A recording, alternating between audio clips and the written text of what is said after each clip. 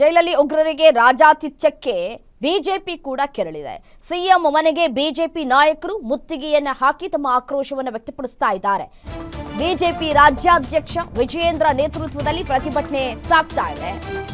ಅಶೋಕ್, ಛಲವಾದಿ ನಾರಾಯಣಸ್ವಾಮಿ ಸೇರಿ ಹಲವರು ಭಾಗಿಯಾಗಿದ್ದಾರೆ. ಪ್ರತಿಭಟನಾಕಾರರನ್ನ ಪೊಲೀಸ್ನವರು ವಶಕ್ಕೆ ಪಡೆದುಕೊಂಡಿದ್ದಾರೆ. ಮುತ್ತಿಗೆ ಹಾಕಿದ ಬಿಜೆಪಿ ನಾಯಕರನ್ನ ಪೊಲೀಸ್ನವರು ಹೊತ್ತೊಯ್ದಿದ್ದಾರೆ. ರಾಜ್ಯದ ಜೈಲುಗಳು ಉಗ್ರರಿಗೆ ಸ್ವರ್ಗ ಆಗಿವೆ. 5 ಕೋಟಿ ವೆಚ್ಚದ ಸಿಸಿ ಕ್ಯಾಮೆರಾಗಳು ಒಟ್ಟಿಗೆ ಆಫ್ ಆಗಿದ್ದು ಹೇಗೆ? ಫೋನ್ ಮಾಡಿ ಉದ್ಯಮಿಗಳನ್ನ ಬೆದರಿಸಿ ಹಣವನ್ನ ತರಿಸ್ಕೊಳ್ತಾ ಇದ್ದಾರೆ. ಜೈಲಲ್ಲಿ ಒಂದ್ ಕಡೆ ಸವಲತ್ತು ಕೂಡ ಸರ್ಕಾರದ ಫ್ರೀ ಭಾಗ್ಯನ. ವಿಪಕ್ಷ ನಾಯಕ ಅಶೋಕ್ ವಾಗ್ದಾಳಿಯನ್ನು ನಡೆಸಿದ್ದಾರೆ. ಕಾಂಗ್ರೆಸ್ ಸರ್ಕಾರದ ವಿರುದ್ಧ ತಮ್ಮ ಆಕ್ರೋಶವನ್ನ ವ್ಯಕ್ತಪಡಿಸ್ತಾ ಇದ್ದಾರೆ. ನೋಡಿ, ಸರ್ಕಾರದ ಕುಮ್ಮಕ್ಕಿನಿಂದಲೇ ದೇಶದ್ರೋಹಿಗಳಿಗೆ ಈ ಸವಲತ್ತು ಸಿಗ್ತಾ ಇದೆ. ಸರ್ಕಾರದ ವಿರುದ್ಧ BY ವಿಜಯೇಂದ್ರ ಕೂಡ ವಾಗ್ದಾಳಿಯನ್ನು ನಡೆಸಿದ್ದಾರೆ. ದೃಶ್ಯಾವಳಿಗಳಲ್ಲಿ ಗಮನಿಸ್ತಾ ಇದ್ದೀರಿ. ಬಿಜೆಪಿ ನಾಯಕರುಗಳನ್ನ ವಶಕ್ಕೆ ಪಡೆದುಕೊಳ್ತಾ ಇರುವಂತಹ ದೃಶ್ಯಾವಳಿಗಳು. ಜೈಲಲ್ಲಿ ಉಗ್ರರಿಗೆ ರಾಜಾತಿಥ್ಯವನ್ನ ನೀಡಲಾಗ್ತಾ ಇದೆ. ತಮ್ಮ ಆಕ್ರೋಶವನ್ನ ವ್ಯಕ್ತಪಡಿಸ್ತಾ ಇದ್ದಾರೆ. ಈ ಒಂದು ಪ್ರತಿಭಟನೆಯಲ್ಲಿ ಅಶೋಕ್, ಛಲವಾದಿ ನಾರಾಯಣಸ್ವಾಮಿ, ರವಿ, BY ವಿಜಯೇಂದ್ರ ಎಲ್ಲರೂ ಕೂಡ ಭಾಗಿಯಾಗಿ ತಮ್ಮ ಆಕ್ರೋಶವನ್ನ ವ್ಯಕ್ತಪಡಿಸ್ತಾ ಇದ್ದಾರೆ. ಜೈಲಲ್ಲಿ ರಾಜಾತಿಥ್ಯವನ್ನ ಕೊಡ್ತಾ ಇದ್ದೀರಿ. ಸುಪ್ರೀಂ ಕೋರ್ಟ್ ಇತ್ತೀಚೆಗಷ್ಟೇ ದರ್ಶನ್ ಪ್ರಕರಣದಲ್ಲಿ ತರಾಟೆಗೆ ತೆಗೆದುಕೊಂಡಿತ್ತು. ಆ ಒಂದು ರೂಲ್ಸ್ ಬರೀ ದರ್ಶನಿಗೆ ಮಾತ್ರನಾ?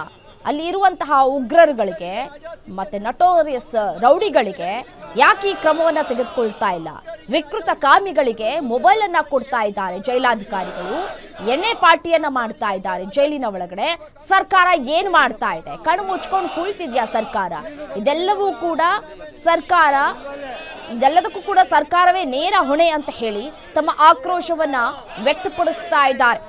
ಸರ್ಕಾರದ ವಿರುದ್ಧ ಬಿಜೆಪಿ ನಾಯಕರು ವಾಗ್ದಾಳಿಯನ್ನು ನಡೆಸ್ತಾ ಇದ್ದಾರೆ. ಇದು ರಾಜಕೀಯ ತಿರುವನ್ನ ಕೂಡ ಪಡೆದುಕೊಳ್ತಾ ಇದೆ ಈ ಒಂದು ಪ್ರಕರಣ. ಇಲ್ಲಿ ಜೈಲಲ್ಲಿ ಉಗ್ರರಿಗೆ ರಾಜಾತಿಥ್ಯ ಕೊಡ್ತಾ ಇರುವಂತಹ ವಿಚಾರ ರಾಜಕೀಯ ತಿರುವನ್ನ ಪಡೆದುಕೊಳ್ತಾ ಇದೆ. ನೋಡಿ,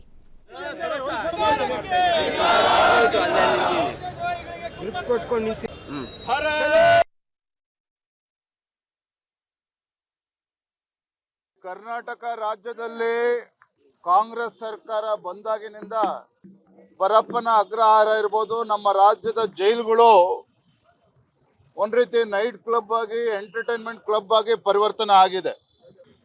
ಟೆರರಿಸ್ಟ್ಗಳಿರ್ಬೋದು, ISI ಏಜೆಂಟ್ಗಳಿರ್ಬೋದು, ಅಥವಾ ಮುಸ್ಲಿಂ ರಾಡಿಕಲ್ಸ್ ಅಂತ ಏನು ಕರಿತೀರಿ, ಇವರೆಲ್ರಿಗೂ ಸಹ ಪರಪ್ಪನ ಅಗ್ರಹಾರ ಒಂದು ರೀತಿ ಎಂಟರ್ಟೈನ್ಮೆಂಟ್ ಕ್ಲಬ್ ಆಗಿದೆ.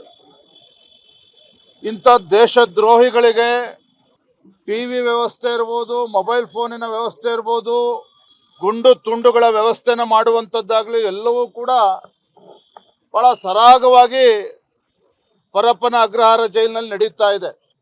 ರಾಜ್ಯ ಸರ್ಕಾರ ಕಣ್ಮುಚ್ಕೊಂಡು ಕುಳಿತಿರುವಂಥದ್ದು ಮೇಲ್ನೋಟಕ್ಕೆ ಗೊತ್ತಾಗ್ತದೆ. ಈ ಕಾಂಗ್ರೆಸ್ ಸರ್ಕಾರದ ಕುಮ್ಮಕ್ಕಿನಿಂದನೇ ಈ ರೀತಿ ದೇಶದ್ರೋಹಿಗಳಿಗೆ ಈ ರೀತಿ ಒಂದು ಐಷಾರಾಮಿ ವ್ಯವಸ್ಥೆಗಳನ್ನ ಪರಪ್ಪ ಅಗ್ರಹಾರ ಜೈಲಲ್ಲಿ ಮಾಡಿರುವಂಥದ್ದು.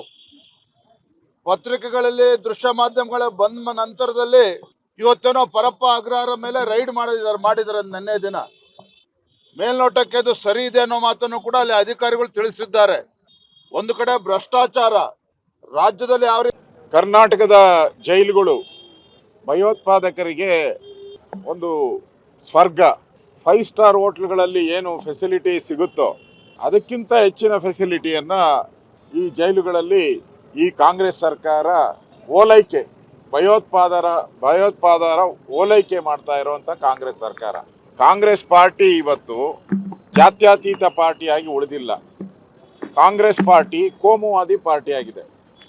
ದೇಶದ ಮೇಲೆ ಬಾಂಬ್ ಹಾಕುವಂಥವ್ರು, ದೇಶದಲ್ಲಿ ಹಿಂದೂಗಳನ್ನು ಕೊಲೆ ಮಾಡ್ತಕ್ಕಂಥವ್ರು, ದೇಶವನ್ನು ವಿಭಜನೆ ಮಾಡ್ತಕ್ಕಂಥ ಯಾವ ಸಂಸ್ಥೆಗಳಿದೆ, ಪಾಕಿಸ್ತಾನದ ಸಂಸ್ಥೆಗಳು, ಅವರಿಗೆ ಕಳೆದ 2.5 ವರ್ಷದಿಂದನೂ ಕೂಡ ಇಲ್ಲಿ ರಾಜಾತಿಥ್ಯವನ್ನು ಕೊಡ್ತಾ ಇದ್ದಾರೆ.